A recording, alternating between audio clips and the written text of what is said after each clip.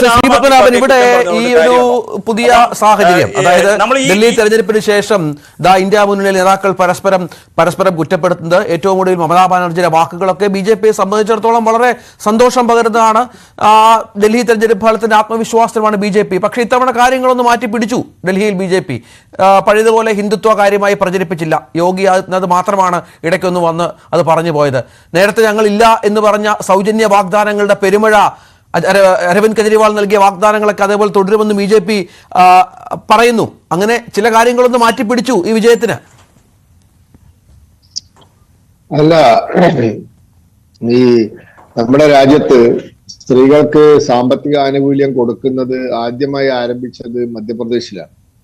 ശിവരാജ് സിംഗ് ചൗഹാന്റെ നേതൃത്വത്തിലുള്ള BJP government ആണ് Rajalakshmi scheme ആദ്യമായി മധ്യപ്രദേശിൽ ആരംഭിച്ചത്. അവിടെയാണ് ലാഡ്ല ലഡ്കി യോജന അവിടെ ആരംഭിച്ചത്. അപ്പൊ അതിന് ശേഷമാണ് അത്തരത്തിലുള്ള പദ്ധതികൾ ഇന്ത്യയിലെ വിവിധ ഭാഗങ്ങളിൽ ആരംഭിച്ചത്. അപ്പൊ ഇതൊക്കെ സ്ത്രീകൾക്ക് സാമ്പത്തിക സഹായം കൊടുക്കുന്നതൊക്കെ BJP ആരംഭിച്ച പദ്ധതികളാണ്. പിന്നെ BJP ആണ് ഇന്ത്യ മുഴുവൻ കഴിഞ്ഞ 5 വർഷത്തോളമായി സൗജന്യ റേഷൻ BPLകാർക്ക് കൊടുക്കുന്നത്. BJP ആണ് ആയുഷ്മാൻ ഭാരത് പദ്ധതിയിൽ കഴിഞ്ഞ ഏതാണ്ട് 5 വർഷത്തിലധികമായി രാജ്യത്തെ 50 കോടി ആളുകൾക്ക് സൗജന്യ ചികിത്സ കൊടുക്കുന്നത്. BJP ഗവൺമെന്റ് ആണ് പാചകവാതകം BPL കുടുംബങ്ങൾക്ക് സൗജന്യ കണക്ഷൻ കൊടുത്തത്. ഇതൊന്നും BJP ആദ്യമായി ചെയ്യുന്നൊന്നല്ല. പക്ഷെ ഇതിനൊരു കൗതുകരമായ കാര്യം എന്താന്ന് വെച്ചാൽ, ഈ BJPയെ എതിർക്കാൻ അല്ലെങ്കിൽ BJPയെ അധികാരത്തിൽ മാറ്റി നിർത്താൻ വേണ്ടി ഉണ്ടാക്കിയ ഈ മുന്നണികൾക്ക് അല്ലെങ്കിൽ രാഷ്ട്രീയ പാർട്ടികൾക്ക് ഇവർക്ക് ഒരു രാഷ്ട്രീയ സത്യസന്ധതയില്ല. BJPയെ തോൽപ്പിക്കാൻ അവർ ഒത്തുചേരുന്നതിനും ഞങ്ങൾ എതിരല്ല. പക്ഷെ പൊളിറ്റിക്കൽ ആയ ഒരു സത്യസന്ധത, ഹോണസ്റ്റി വേണം. ഇപ്പൊ നിങ്ങൾ നോക്കൂ, ഞാൻ ആം ആദ്മി പാർട്ടിയുടെ ചരിത്രം പറയാം. 2012 കാലഘട്ടത്തിൽ ഡൽഹി നഗരത്തിൽ വലിയ പ്രക്ഷോഭങ്ങൾ നടന്നു. 2 കാരണമാണ്. ഒന്ന്, ഇന്ത്യ അഗൈൻസ്റ്റ് കറപ്ഷൻ, അണ്ണാ ഹസാറേന്റെ നേതൃത്വത്തിൽ. 2, അവിടെ നിർഭയ സംഭവം ഉണ്ടായി. നിർഭയ സംഭവം ഉണ്ടായപ്പോൾ യുവജനങ്ങളും വിദ്യാർത്ഥികളും ഒക്കെ തെരുവിലിറങ്ങി. ഒരു രാഷ്ട്രീയമായിട്ടല്ല അത് ചെയ്തത്, നോൺ പൊളിറ്റിക്കൽ ആയിട്ടുള്ള ചില പ്രൊട്ടസ്റ്റുകളായിരുന്നു, രാഷ്ട്രീയമില്ലാത്ത സമര പരിപാടികളായിരുന്നു. അതിനുള്ളിൽ അണ്ണാ ഹസാരെ ഉണ്ടായിരുന്നു. അങ്ങോട്ട് തോളോട് തോള് ചേർന്ന് അരവിന്ദ് കെജ്രിവാൾ ഉണ്ടായിരുന്നു. അരവിന്ദ് കെജ്രിവാളും കൂട്ടരും ഈ ഉയർന്നു വന്ന വിദ്യാർത്ഥി, യുവജന, ബഹുജന പ്രക്ഷോഭങ്ങളെ, അഴിമതിക്കും സ്ത്രീ സുരക്ഷയ്ക്കൊക്കെ വേണ്ടിയുള്ള ഈ പ്രക്ഷോഭങ്ങളെ തങ്ങൾക്ക് ഒരു പൊളിറ്റിക്കൽ ലോഞ്ചിങ് പാഡാക്കി. അവര് രാഷ്ട്രീയമില്ല എന്ന് പറഞ്ഞ് അതിന്റെ നേതൃത്വത്തിലേക്ക് വന്ന് പതുക്കെ അതിൽ നിന്നുകൊണ്ട് ഒരു രാഷ്ട്രീയ പാർട്ടി ഉണ്ടാക്കി. എന്നിട്ട് ഇലക്ഷനിൽ മത്സരിക്കില്ല എന്നൊക്കെ ആദ്യം പറഞ്ഞത്. 2013 ഡൽഹി മുനിസിപ്പൽ ഇലക്ഷനിൽ മത്സരിച്ചില്ല. പക്ഷെ അവര് 2013 നിയമസഭയിൽ മത്സരിച്ചു. അന്ന് അവർക്ക് 27 സീറ്റ് കിട്ടി, BJPക്ക് 31 സീറ്റ് കിട്ടി.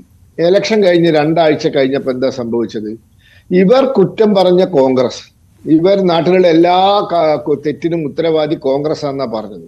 ആ കോൺഗ്രസുമായി അല്ലെങ്കിൽ ആ കോൺഗ്രസിന്റെ പിന്തുണയോട് കൂടിയിട്ടാണ് അരവിന്ദ് കെജ്രിവാൾ ആദ്യമായി ഡൽഹി മുഖ്യമന്ത്രി ആയത്. ആ സർക്കാർ അധികം നീണ്ടുപോയില്ല. പക്ഷെ ആ കോൺഗ്രസിന്റെ പിന്തുണ തേടി ഒരു നിമിഷം മുഖ്യമന്ത്രി ആവാൻ അങ്ങോട്ട് തയ്യാറായി. അപ്പൊ എന്ത് പൊളിറ്റിക്കൽ ഹോണസ്റ്റിയാണ്, എന്ത് രാഷ്ട്രീയ സത്യസന്ധതയാണുള്ളത്, എന്ത് മൂല്യങ്ങളാണുള്ളത്, എന്ത് മര്യാദയാണുള്ളത്? അപ്പൊ മൂല്യങ്ങൾക്കും മര്യാദകൾക്കും രാഷ്ട്രീയ സത്യസന്ധതയ്ക്കും ഒരു വിലയും കൽപ്പിക്കാത്ത ഒരു സംവിധാനമാണ് ഈ ആം ആദ്മി പാർട്ടി.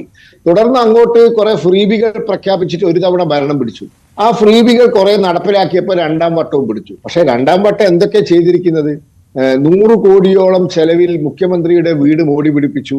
അതും രാജ്യത്തെ ജനങ്ങൾ, ഡൽഹിയിലെ ജനങ്ങൾ കോവിഡ് കാരണം കഷ്ടപ്പെടുന്ന കാലഘട്ടത്തിലാണ് ഇത് ചെയ്തത്.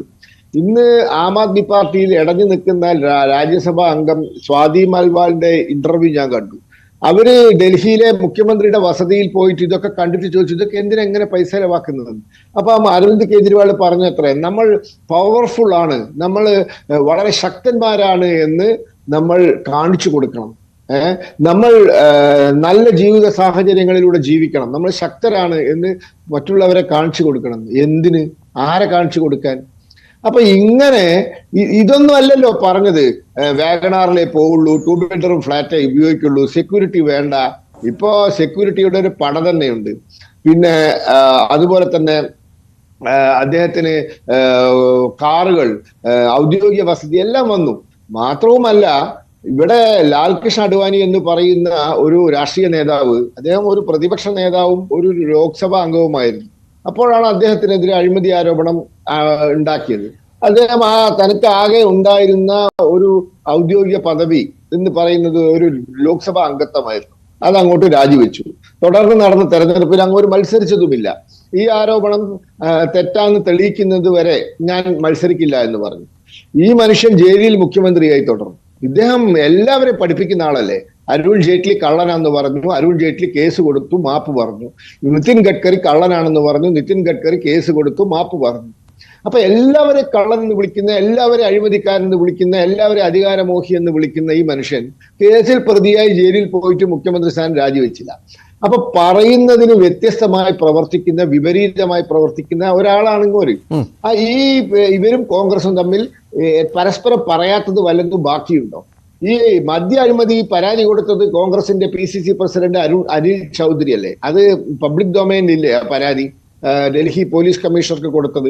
ആ കോൺഗ്രസുമായി ഇവര് സഖ്യം ഉണ്ടാക്കി ഈ കഴിഞ്ഞ ലോക്സഭയിൽ. അപ്പോൾ ഇതാണ് ഈ ഇന്ത്യ മുന്നണിയിലെ പാർട്ടികളുടെ, ഞാൻ കേരളത്തിലെ CPM-ഉം കോൺഗ്രസും തമ്മിൽ പരസ്പരം വിളിച്ചു പറയുന്നൊന്നും ഞാൻ ഇവിടെ പറയുന്നില്ല. എന്നിട്ട് അവർ ബംഗാളിലും സഖ്യത്തിലാണ്, ത്രിപുരയിലും സഖ്യത്തിലാണ്, തമിഴ്നാട്ടിലും സഖ്യത്തിലാണ്. രാജസ്ഥാനിൽ CPM-ന് 4ാമത്തെ ലോക്സഭാ സീറ്റ് വാങ്ങിക്കൊടുത്ത് CPM-ന്റെ ദേശീയ പാർട്ടി എന്നുള്ള പദവി നിലനിർത്തി കൊടുത്തത് കോൺഗ്രസ്സാണ്. അപ്പോൾ പരസ്പരം ഇവർ വിളിക്കുന്ന ചീത്ത എന്താ?